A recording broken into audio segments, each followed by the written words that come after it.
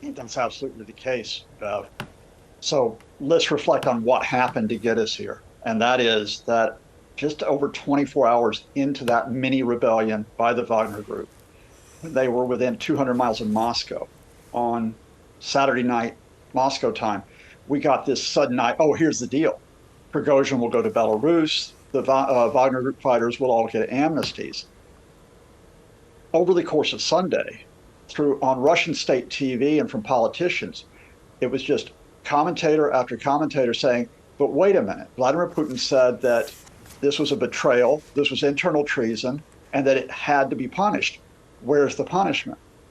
So one of two things happened. Either the Kremlin wasn't going to stick by the deal anyway, and they were using their outlets to prime everybody to say, okay, now we need to go after Prigozhin, or Putin had underestimated the reaction from his supporters who said, you're looking weak. Now, in either case, what has happened today is that the Kremlin is backing away from the deal. That you had reports which were deliberately put out to the Russian state media from the prosecutor's office that says that the charges against Prigozhin of inciting armed rebellion have not been dropped. And those charges carry 20 years in prison. The key thing here, Bev, is we haven't heard from Putin. So we do not know. In fact, we don't know where he is. We haven't heard from him in terms of where he intends to go with the next phase of what is an ongoing crisis. Yeah, and that's, I guess, Scott, the most important takeaway. This has damaged Vladimir Putin's authority no matter how it plays out. Not just damaged Vladimir Putin's authority, it's damaged the authority of the entire structure of the Kremlin to run affairs at home and for the Ukraine counteroffensive. So in another strange episode this morning, to try to regain authority, the Kremlin put out video, which it said was of the defense minister, Sergei Shoigu. Here he is in Ukraine. He's meeting commanders. He's reviewing troops. Everything's fine and well. Russian military bloggers, so not Ukraine, not the West, Russian military bloggers came out and said, wait a minute, that video isn't from Ukraine. That video is from a visit that Shoigu did on Friday to a region of Russia called Belgorod. Now, if that's true, what happened is that the defense ministry and the Kremlin put out a fake video, or they misrepresented the video to try to say, oh, no, everything's all, isn't under control, all is well. This is not to say that Putin's going to collapse immediately. It's not to say that this is a coup. That's not what Prigozhin was aiming for. Prigozhin made his point.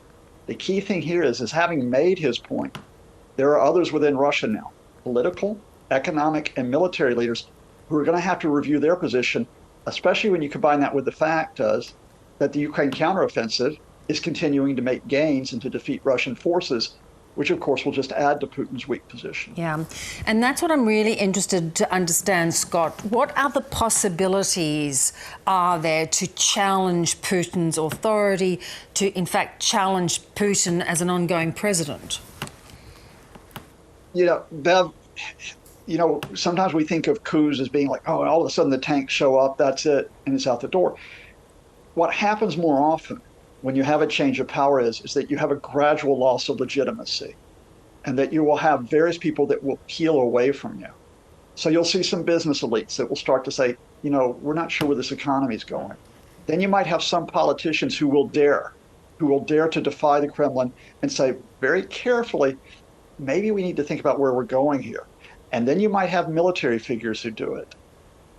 We're not at that point yet on a mass scale, but there have been some individuals in the last 24 hours, both from those who were against the invasion of Ukraine and those who were for the invasion but think it's being mishandled, who says, this isn't really going well here. We need to reassess where we're going. No direct challenge to Putin yet, but that loss of legitimacy is beginning to grow. Yeah. Do you think Prigozhin is going to make sure he gets as far away, even from Belarus, as possible? Does he understand that there's a very good chance that Putin will have double-crossed him, even though they have a very long history? Look, I think Prigozhin knew this from the start. He knew that when this deal was made with the Kremlin, that he got himself maybe a little bit of breathing space to assess his next move. And, by the way, some good PR, because when he left Rostov-on-Don, the city that his forces took without a single shot, they were celebrated. So he's going to build on that, but he gets off of social media, which is where he had built up his challenge to the Kremlin. He gets off of it. He hasn't said a word since Saturday. So we don't know where or when he'll show up, which is precisely the point. That until he thinks he's ready to go back on the offensive against Putin, we'll hear very little from him. Because as you know, opponents of the Kremlin do tend to fall out of windows and suffer unexpected poisonings from time to time. Yes, yeah, they do. And, what about Russia's military might without the Wagner mercenaries? Well, let me take this in terms of two levels, one of which is the immediate, which is, okay, the Wagner was estimated to have up to about 50,000 both mercenaries and former convicts recruited by Prigozhin. And that's a significant enough force when you attack a city like Bakhmut, which they finally took in eastern Ukraine after 6 months. But it's really not enough to maintain a massive counteroffensive or to defend yourselves. So I think the loss of Wagner fighters is an inconvenience for the Russian military, but I don't think it's the big effect here.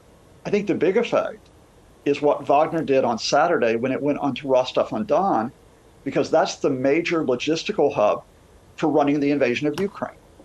So when they went into the Southern Military Command headquarters and took it over, that meant that all the planners, all the organizers of Russia's invasion, they got thrown out of the building, and everything went onto suspension for more than 24 hours.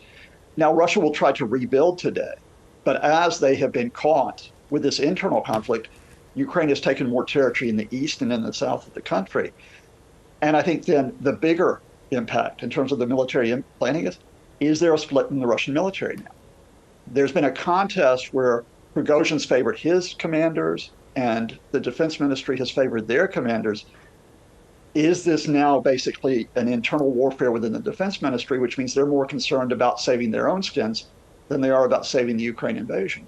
Yeah, just a fascinating development these last few days. Great to have you on, Scott. Thanks so much. Thank you so much, Bev.